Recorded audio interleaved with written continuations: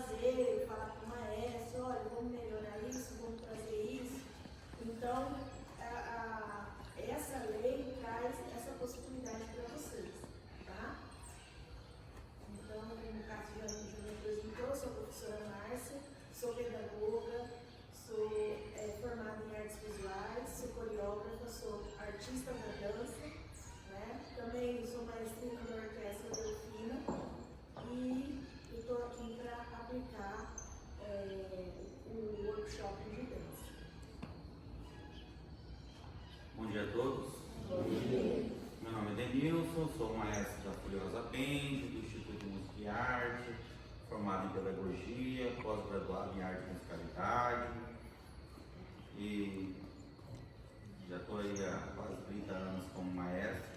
Não que eu seja velho, porque eu comecei muito cedo, tá? Mas só complementando o que a professora disse, o Cássio disse aqui, que essa lei Paulo Gustavo, ela nos proporciona essa facilidade em estar trazendo formação, essa troca de experiência, troca de ideias, né?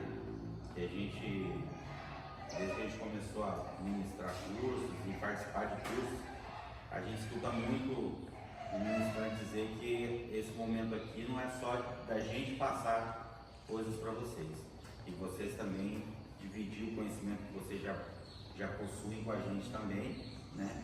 Espero que o que a gente trouxe hoje para vocês contemplem o que vocês estão esperando, né? E a gente está aí para colaborar e fazer com que esse recurso seja bem aplicado e a gente consiga fazer um dia hoje produtivo de dança e música.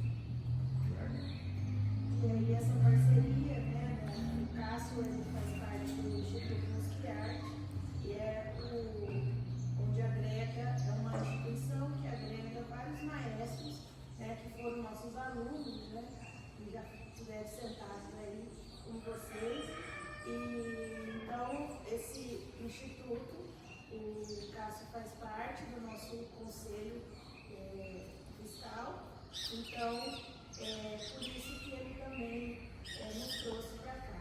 Poderia ser outras pessoas, poderia, mas aí a gente, como tem a parceria do instituto, por isso que nós estamos aqui.